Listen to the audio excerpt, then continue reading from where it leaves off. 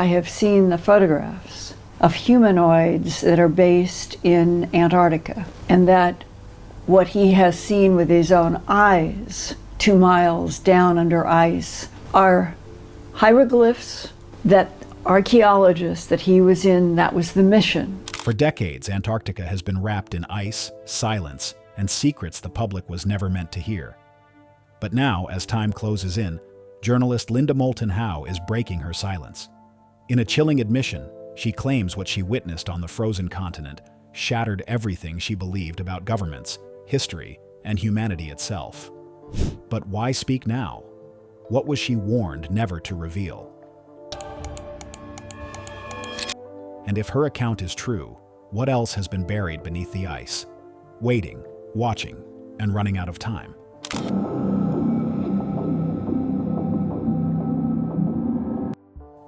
The frozen veil.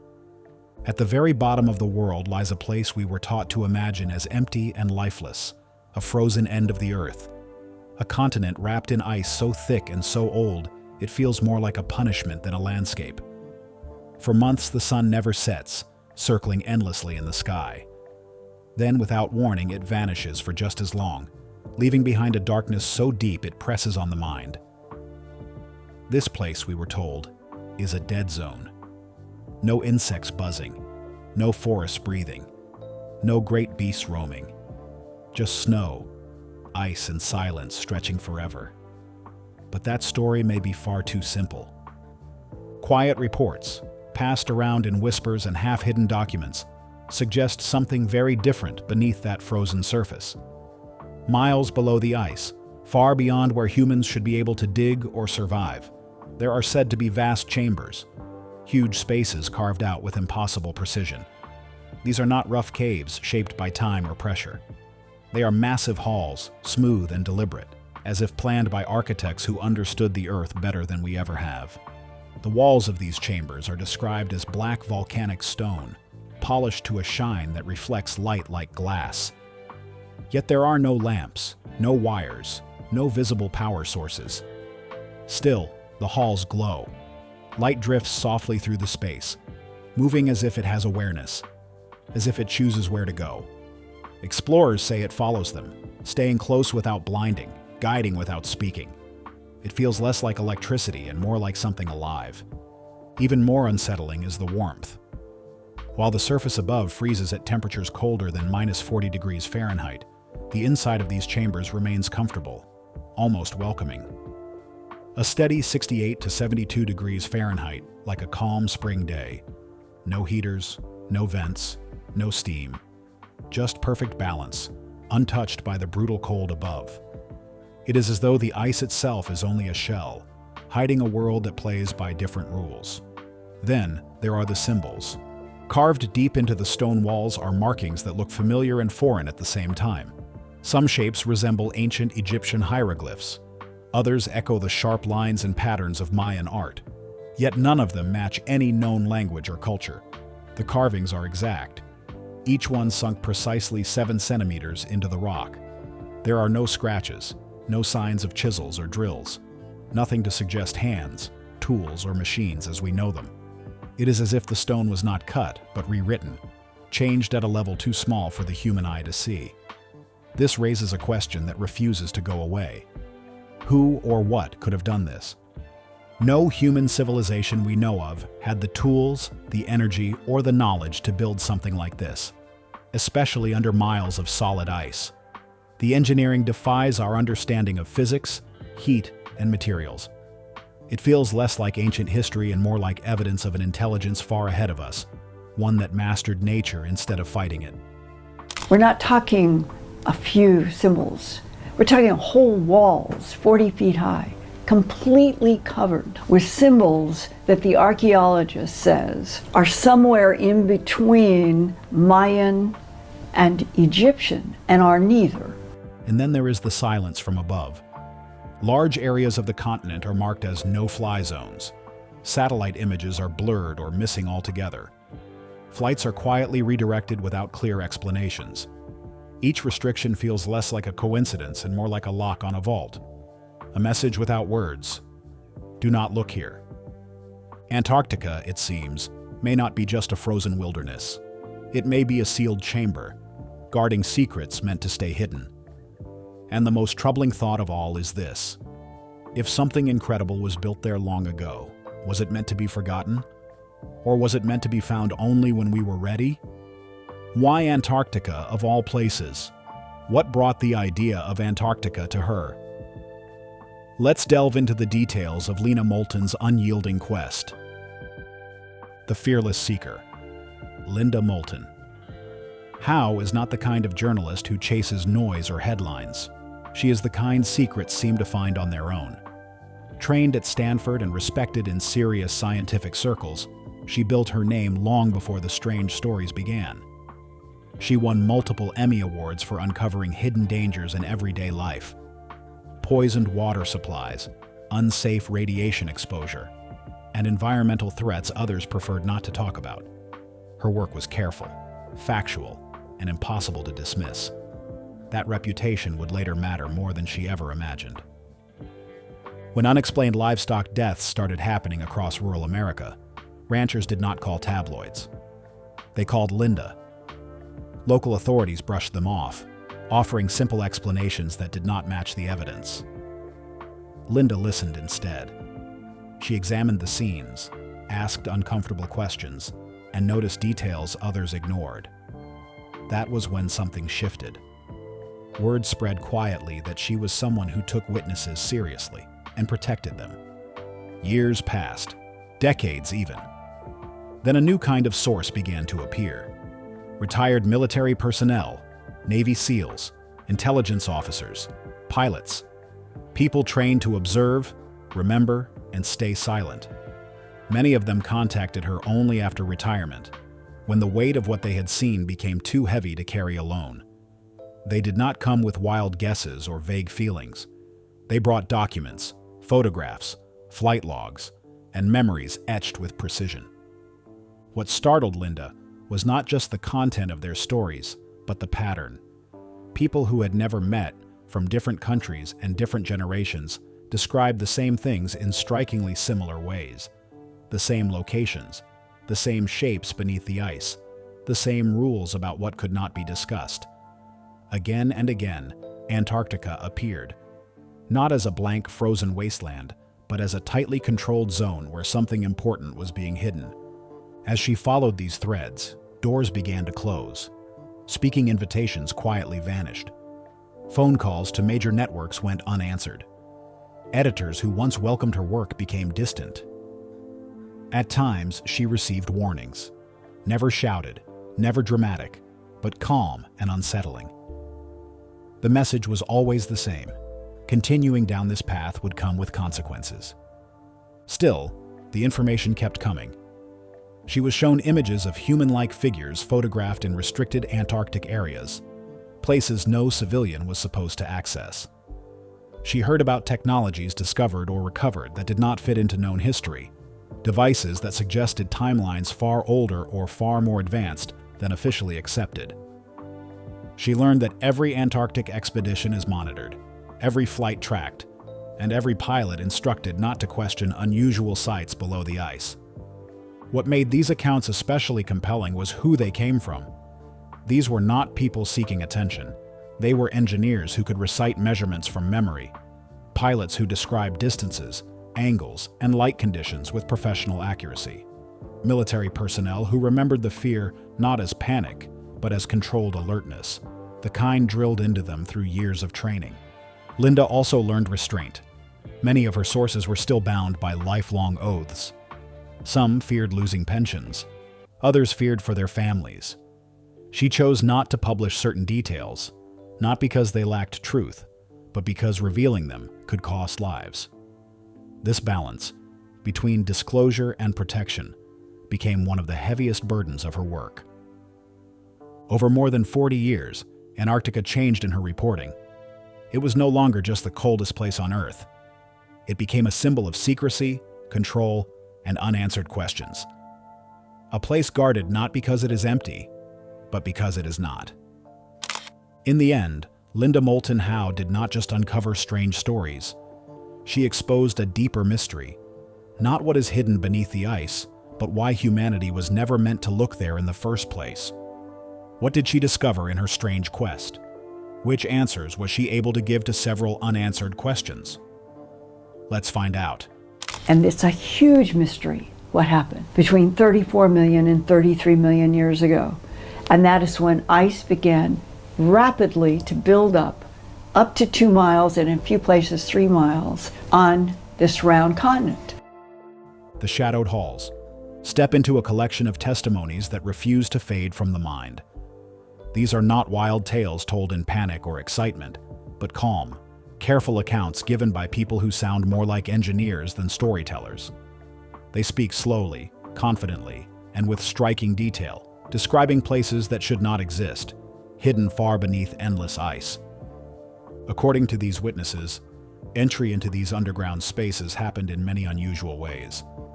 Some arrived aboard massive aircraft carriers. Others were flown in by helicopters or transported in half-track vehicles built to handle extreme terrain. A few even claimed to enter through submarines, slipping beneath frozen waters and passing through underwater openings that avoided standard airlocks entirely. Each route led to the same destination, something enormous, deliberate, and deeply unsettling. One of the most striking features described is an octagonal entrance carved directly into solid ice. This entrance does not feel crude or rushed. Instead, it appears carefully designed, as though planned long in advance. From there, the passage slopes downward, opening into chambers so vast that the human mind struggles to measure them. Each room spans roughly 9 acres, so wide that it takes about 15 minutes to walk from one end to the other. Above, the ceilings rise nearly 80 feet high, floating without visible pillars or support beams. Gravity seems obeyed, yet the rules of construction appear rewritten. The walls are made of black basalt, smooth and towering up to 40 feet. They are covered with thousands of identical symbols, each one cut with perfect precision. There are no scratches, no uneven lines, no signs of wear. Every mark looks freshly made, as though time itself has failed to touch them. Archaeologists who were allowed brief access reportedly stood in silence, stunned. The writing matched no known ancient language, yet its consistency and placement suggested advanced planning and deep technical knowledge. Strangely, there are no visible light sources anywhere in these chambers. No lamps, no torches, no wiring. And yet, the rooms are softly illuminated. The light seems to follow people as they move, adjusting itself naturally, never harsh or blinding. The air feels warm and steady, almost comfortable, as if an unseen system constantly balances temperature and pressure. There are no vents, no fans, no control panels, only the feeling that everything is being managed by something hidden and intelligent. Some groups describe entering from above, walking down wide snow ramps into enormous carved depressions near the polar region. These areas are heavily restricted and officially declared no-fly zones. Yet once inside, the environment feels nothing like the frozen wasteland above. It feels alive, maintained, and intentional. These accounts are unsettling because of their calm, technical tone. Witnesses describe precise details without fear or drama, making their stories harder to dismiss. Together, they suggest the possibility of an ancient, intelligent presence beneath the ice, one capable of advanced engineering far beyond known human history. Massive hidden structures, mysterious symbols, and unanswered questions hint that the silence below is not empty, but deeply enigmatic. Why is Linda speaking up now? Is there more to her strange revelations? Let's dig into the details of the high cost of truth. We're dealing with ice-penetrating, ground-penetrating radar. We know a lot about what is 2 miles and 3 miles down. It isn't being shared with the public, but our government and probably other governments know quite a bit. Breaking the long silence. The greatest puzzle is not what may lie hidden beneath the ice, but the heavy silence that surrounds it. This silence has lasted for generations, and it has been far more powerful than any locked door or frozen wall. People were rarely silenced through open threats or dramatic force. Instead, the pressure came quietly. Careers could suddenly stall or collapse. Research funding might disappear without explanation. Subtle warnings would circulate about families being watched or reputations being ruined. The message was clear, even if it was never spoken aloud. Some questions were not to be asked, and some discoveries were not to be shared. In Antarctica, this pressure was especially effective. The continent is one of the most isolated places on Earth. Survival depends on shared supply routes, cooperation, and approval from powerful institutions. There are no independent towns nearby, no easy escape, no neutral observers. To be cut off, there is not just to lose a job, it is to lose access to food, transport, and safety. Isolation in such a place can be total. Faced with that reality, most people chose obedience. They stayed quiet, did their work, and waited. Many waited a lifetime. Some held their stories until retirement, when their careers could no longer be threatened. Others waited until sickness weakened them, or until they stood close to death. Only then, when they felt they had little left to lose, did they begin to speak. For decades, this pattern held. Silence was maintained not by one dramatic act, but by patience, fear, and time. But now, something is changing. The timing of these voices is shifting for two major reasons. The first is deeply personal. People are aware of their own mortality. They know their time is limited, and they fear that if they remain silent any longer, their experiences will vanish with them. The second reason is much larger than any individual. The planet itself is changing. Antarctica is warming. Ice that once seemed permanent is retreating. What was hidden for centuries is slowly being exposed. At the same time, technology has transformed who can look and how much they can see. Satellites are sharper and more numerous. Private companies and independent researchers now have access to tools that once belonged only to governments and the military. Mapping, scanning, and remote sensing are no longer secret arts. The idea that something could remain hidden forever beneath the ice no longer feels certain. Because of this, witnesses are rethinking their silence. Many now believe that discoveries may come out anyway, with or without them. If that happens, they fear their stories could be dismissed, distorted, or claimed by others. Speaking now becomes a way to take ownership of their truth, to say, "I was there, I saw this," before death erases their voice or history rewrites their role. Still, these accounts remain unproven. There are no publicly released radar images, no clear photographs, no physical samples displayed for the world to examine. Everything rests on testimony alone. Under normal circumstances, such stories would be easy to dismiss. But what unsettles many listeners is how similar these accounts are, even when they come from people who have never met, worked in different decades, and belong to different institutions. Their details echo one another in ways that feel difficult to explain as a coincidence. This leaves us with an uncomfortable question. Are these stories nothing more than carefully shaped myths, born from isolation and imagination? Or are they fragments of a hidden reality, pieces of something so disruptive that it could change how we understand human history itself? For now, the ice still holds its secrets. It remains a vast, frozen vault, guarding whatever lies beneath. But the cracks are widening, both in the ice and in the silence around it. When the final barriers fall, the truth, whatever it may be, could force us to rethink not only our past, but our planet, our power structures, and who has the authority to decide what humanity is allowed to know. Has Linda's career been full of adventures like this? When and how did she start? Let's dive into the details of Linda's professional life. When you know that you are 2 miles down and you're looking at these ceilings that have no support structures, he said it's incomprehensible to the human mind when you know where you are and you know how much weight there is above. Linda Moulton Howe. Linda Moulton Howe did not begin her professional life chasing flying saucers or secret alien technology. Her journey started in a far more familiar and respected place: investigative journalism focused on the environment. In the 1970s, at a time when environmental reporting was only beginning to gain serious attention, Howe quickly built a reputation as a careful, determined journalist who was willing to dig deep and ask uncomfortable questions.